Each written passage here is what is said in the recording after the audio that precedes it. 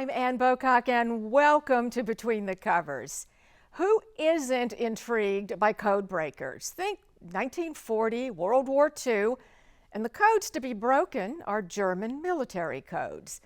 Now, add three women from totally different walks of life, put them in a mysterious English country house full of eccentric, brainy, quirky people.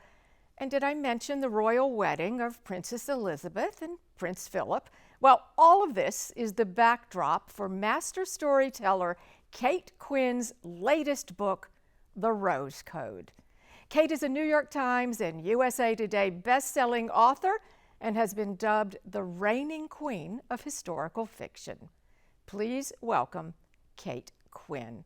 Hi, Kate. Hi, Anne. It's so lovely to be here with you today. I am so glad you're here. Now, what you do is you search generally for women's stories, and these are courageous women and usually never before told stories. So I have to know, how did you come to write this one, The Rose Code? It was partly my existing fascination with Bletchley Park, the hub of code breaking activity during World War II in Britain, which was such a huge part of why that war was won. And the thing that really fascinated me, the more I looked into Bletchley Park, was just how female dominated it was. Because I'd already heard this story, but I had not heard that at its peak in 1945, of the 8,988 people working at Bletchley Park, 6,757 of them were women. That seemed like that was a lot of women's stories that really deserved to be told. And I could barely manage, in 600 plus pages to tell maybe three of them. I think you were sold at that point. You knew that was going to be a Kate Quinn story.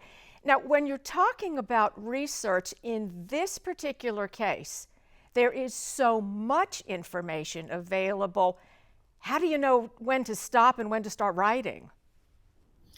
Generally speaking, when your agent or your spouse or both stage an intervention and tell you that the deadline is coming, whether you like it or not, and maybe it's time to stop researching and start writing. I am assuming you did research at Bletchley Park, and it's a mysterious estate, the way you wrote about it. This is where the code breaking takes place. You use this Lewis Carroll Wonderland reference. So let's get into Bletchley for a moment, its importance, and to me, Bletchley Park itself rather evolved during the story, just as your characters were evolving. So can you step back for a moment and talk about your experience there and how it is a character in the book?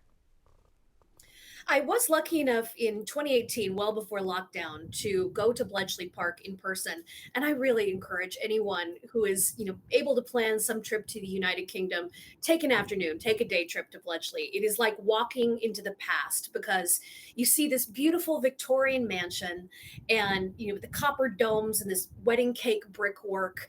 And it is mocked up, as are some of the green Nissen huts all around it where the early code breaking was done, to look the way it would have looked during Bletchley's heyday. So you walk into these little huts and you can see, the Enigma machines and the Typex machines, 1940s era lipsticks and pencils and coats strewn around, and a note on the machine that says, off to the canteen, back in a jiff. And it really does feel as if any one of the Bletchley Park code breakers, it just stepped out for a moment, and they're going to come right back any moment and start again on this critical war work. How much time did you actually spend there?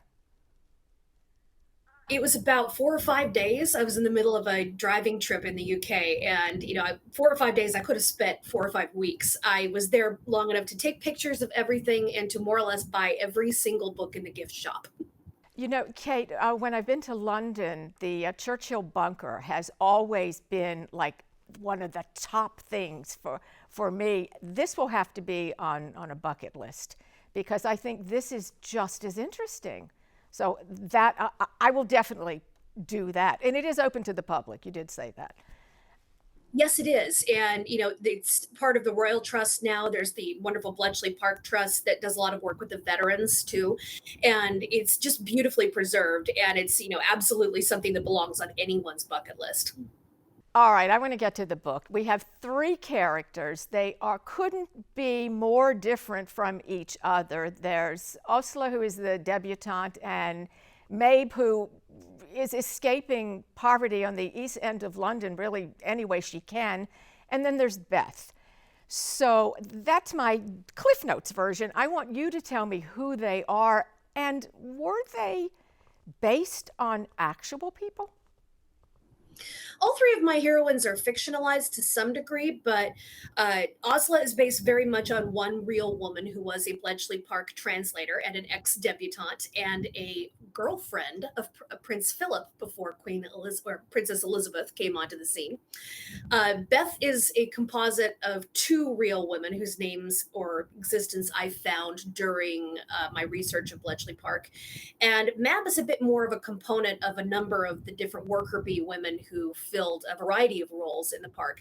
Because my goal here in having three heroines was to show not just the work that they did, but to give the reader an idea, as you say, Bletchley Park itself is a character, of how it is that it works through overall, how it is that this massive encrypted information moves through those gates and then sort of goes on a conveyor belt around the park, hitting all these different stations of people who all work on various stages of it. And then it comes out again as intelligence that can be used in the field.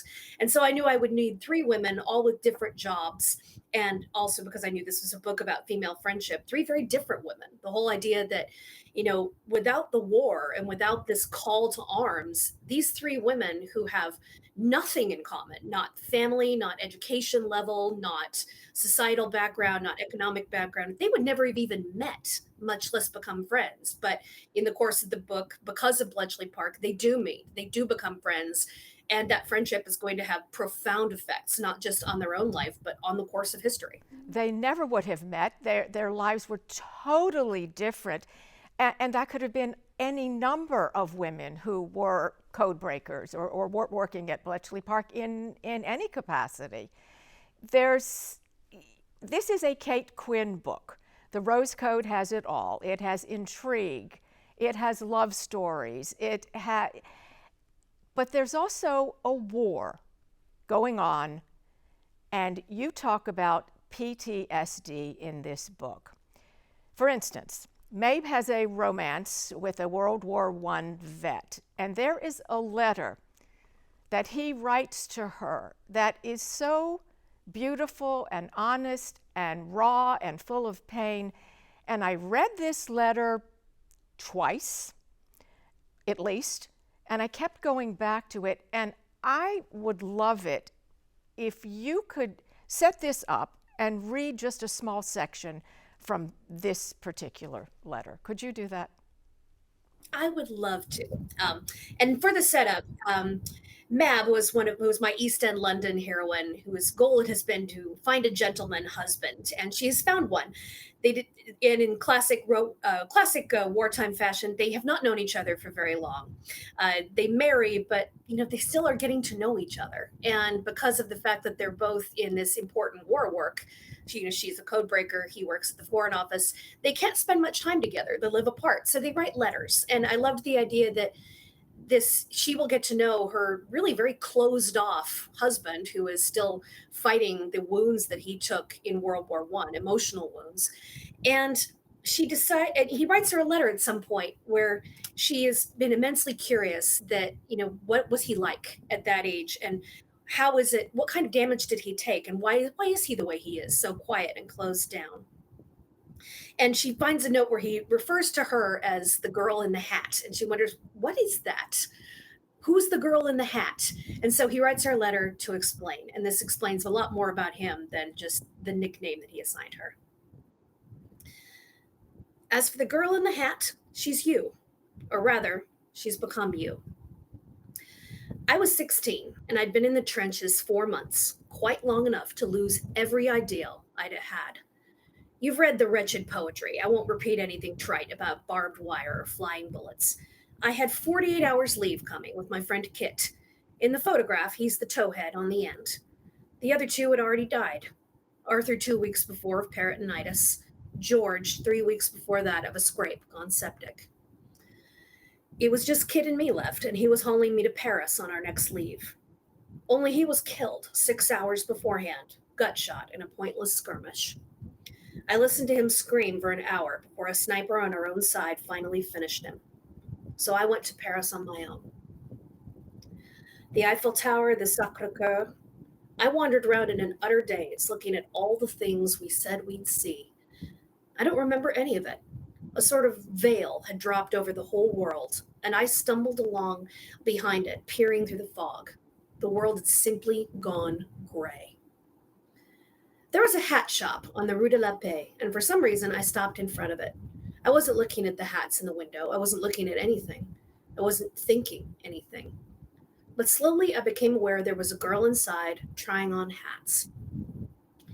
I don't remember what she looked like. I know she was tall and had a pale blue dress. For the Rue de la Paix, she looked rather shabby. She'd clearly saved up to buy a hat at this very expensive shop, and by God, she was not going to be sniffed at by any of those coiffed vendeuses. She was scrutinizing those hats like Napoleon inspecting his artillery. Clearly, the perfect hat was going to seal her fate in some way, and she was determined to find it. I stood there dumbly, staring through the window as she tried on one after the other until she found the one. I remember it was pale straw with a cornflower blue ribbon around the crown and some wafty sort of netting. She stood before the mirror, smiling, and I realized I was seeing her as if in a bright light, as if she had stepped out from behind that veil that was bleaching all the color out of the world. A pretty girl in a pretty hat in the middle of an ugly war. I nearly wept. Instead, I stood transfixed.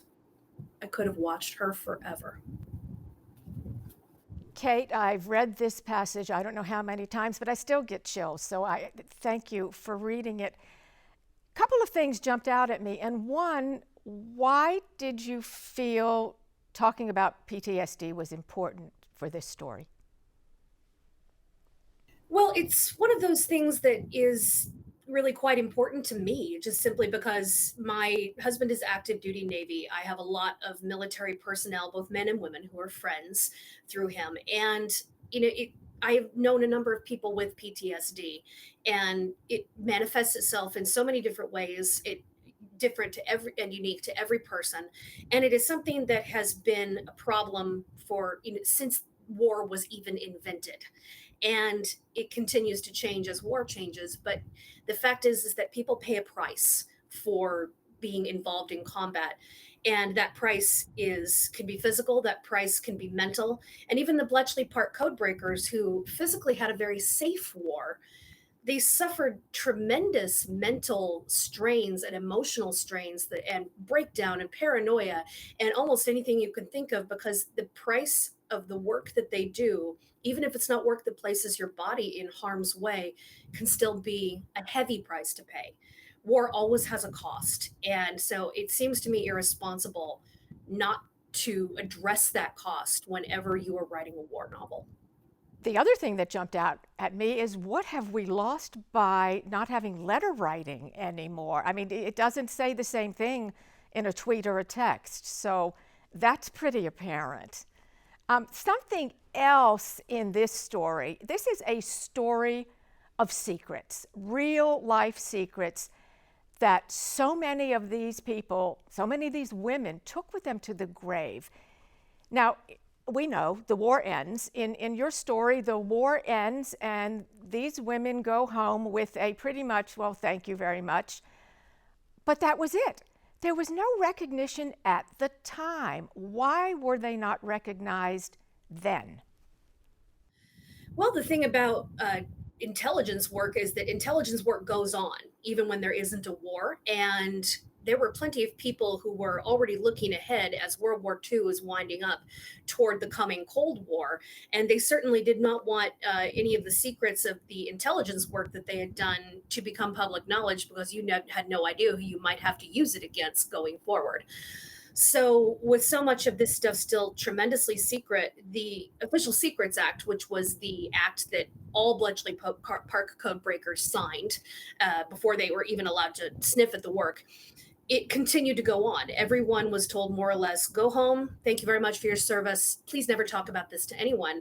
And, they took that tremendously seriously. And that's the kind of thing I think it's just as remarkable to us in a modern world as the work that they did. Because, we live in a world of a 24-hour news cycle. And, we all know those people who, update every single thing that they do on social media. So the idea that thousands of people were simply handed one of the biggest secrets of the war and told, well, just don't tell anybody, not your kids, not your friends, not your husbands, your wives, your parents, no one. And all these thousands of people more or less said, well, all right. And they did. It was a tremendous secret. It was kept tremendously.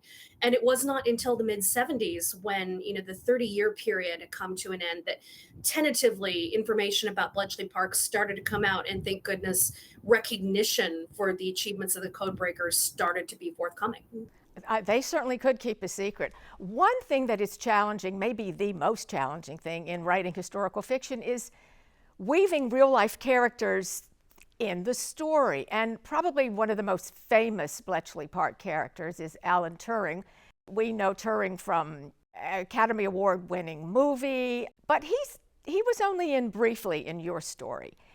He's not the only famous person. What I loved is that here is Prince Philip of Greece before he marries Princess Elizabeth, who was going to become Queen Elizabeth.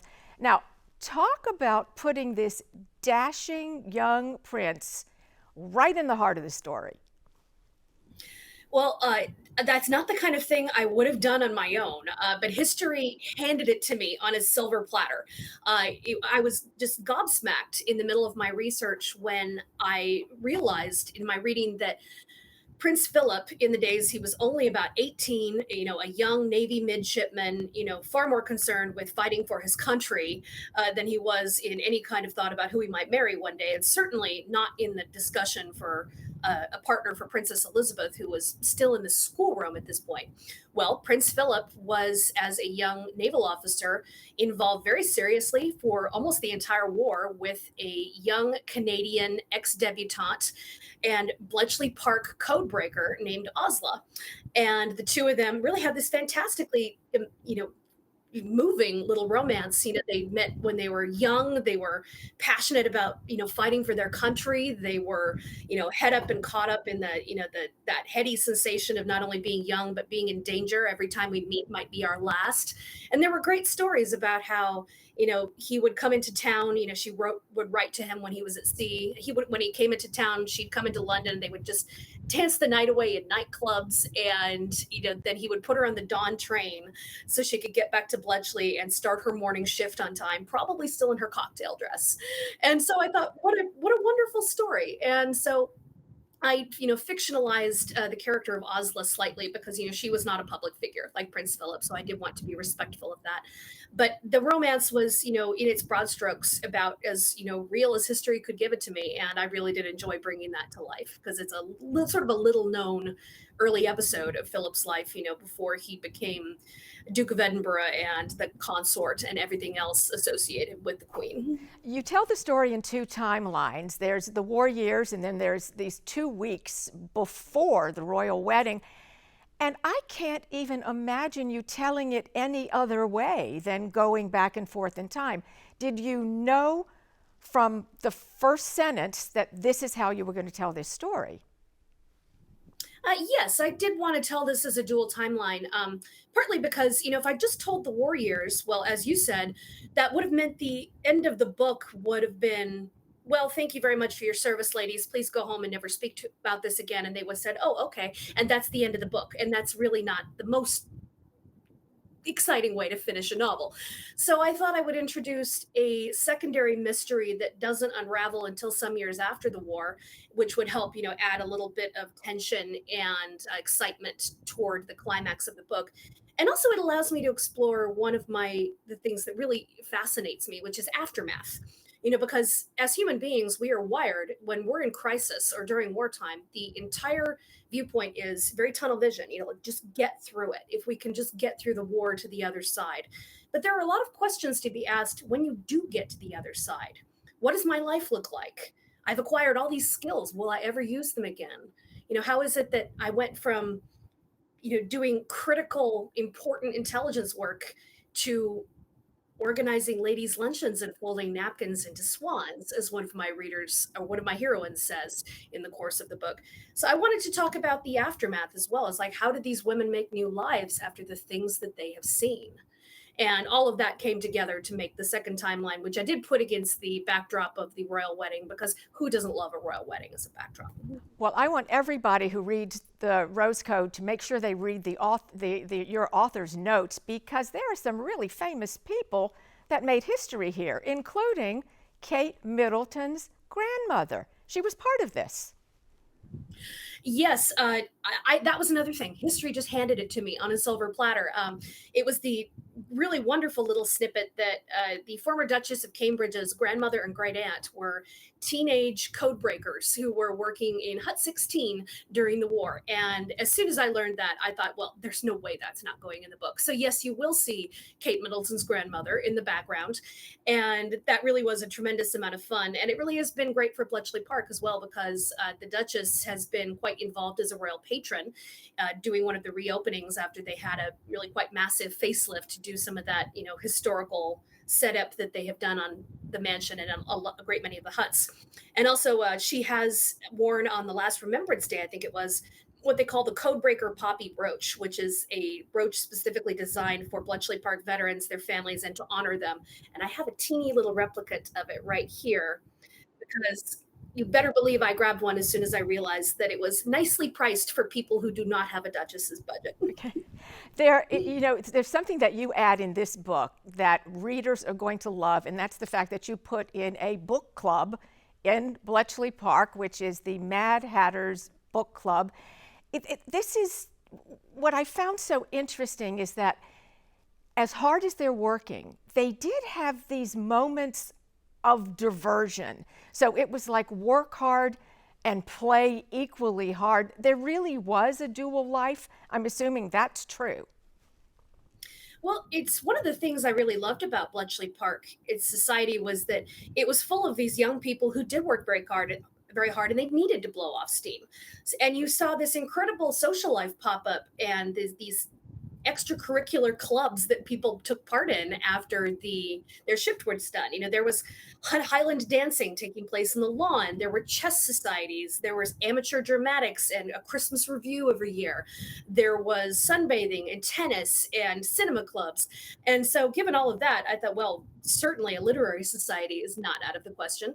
So I gave my heroines the idea to open a literary society for Bletchley Park Codebreakers, and so they have a great deal of fun reading books, together, the book of the month. And it also gave my women something that they could talk about because I realized, with these ladies first meet, they have nothing in common. As I said, their life experiences could not be more different.